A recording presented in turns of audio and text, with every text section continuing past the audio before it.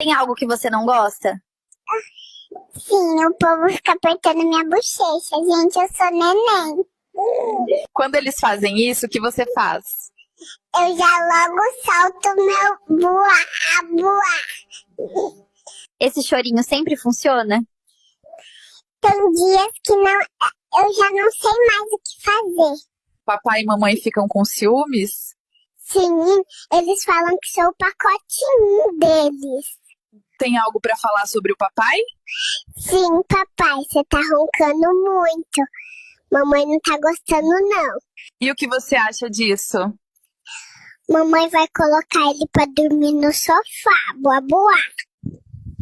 Você acha mesmo que mamãe vai fazer isso? Sim, e papai vai ficar todo dingozinho no sofá. E você vai ficar com a mamãe ou com o papai?